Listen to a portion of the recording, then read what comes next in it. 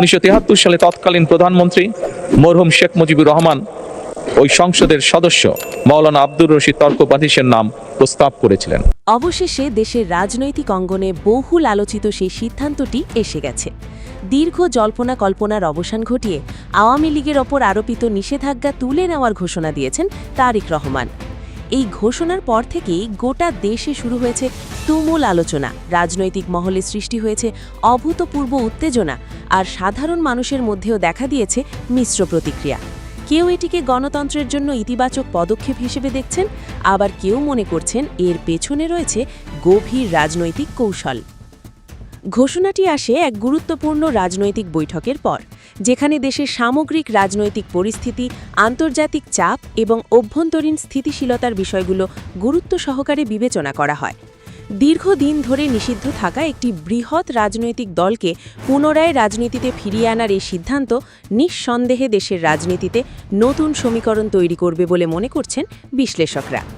নিষেধাজ্ঞা জারির পর থেকে আওয়ামী লীগের শীর্ষ নেতাকর্মীরা রাজনৈতিক কার্যক্রম থেকে বিচ্ছিন্ন ছিলেন। অনেকেই আত্মগোপনে চলে যান, কেউ কেউ আইনি জটিলতায় জড়িয়ে পড়েন।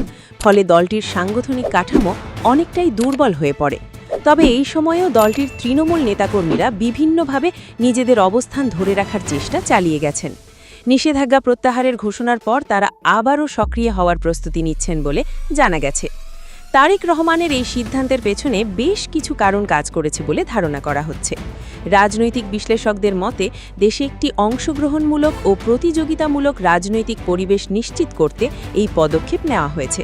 কারণ দীর্ঘদিন একটি বড় দলকে বাইরে রেখে রাজনীতি চালানো হলে তা গণতান্ত্রিক কাঠামোর ওপর নেতিবাচক প্রভাব ফেলতে পারে।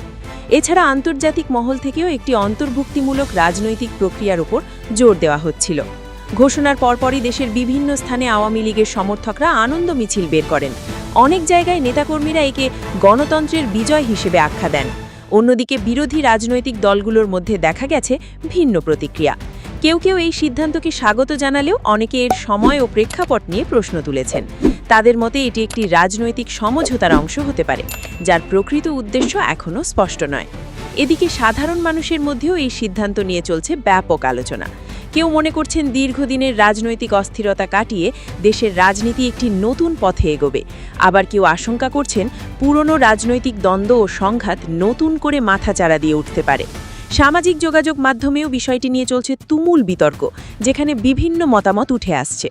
রাজনৈতিক বিশ্লেষকরা বলছেন এখন সবচেয়ে গুরুত্বপূর্ণ বিষয় হল এই সিদ্ধান্ত বাস্তবায়নের প্রক্রিয়া কেমন হয়। আওয়ামী লীগ কীভাবে তাদের সাংগঠনিক কার্যক্রম পুনর্গঠন করবে, নেতৃত্বে কী পরিবর্তন আসবে এবং তারা কী ধরনের রাজনৈতিক কৌশল গ্রহণ করবে, এসব বিষয়ে আগামী দিনের রাজনীতিতে গুরুত্বপূর্ণ ভূমিকা রাখবে। একই সঙ্গে সরকারের পক্ষ থেকেও এই সিদ্ধান্ত বাস্তবায়নে সঠিক পদক্ষেপ নেওয়া জরুরি। আইন শৃঙ্খলা পরিস্থিতি নিয়ন্ত্রণে রাখা, রাজনৈতিক সহিংসতা এড়ানো এবং একটি শান্তিপূর্ণ পরিবেশ নিশ্চিত করা এখন বড় চ্যালেঞ্জ হয়ে দাঁড়িয়েছে। কারণ অতীতে রাজনৈতিক প্রতিদ্বন্দ্বিতার কারণে দেশে বহুবার সহিংস পরিস্থিতি সৃষ্টি হয়েছে, যা সাধারণ মানুষের জীবনে নেতিবাচক প্রভাব ফেলেছে। এছাড়া আন্তর্জাতিক মহলের প্রতিক্রিয়াও এই সিদ্ধান্তের ক্ষেত্রে গুরুত্বপূর্ণ। বিভিন্ন দেশ ও সংস্থা ইতোমধ্যেই বাংলাদেশের রাজনৈতিক পরিস্থিতির ওপর নজর রাখছে।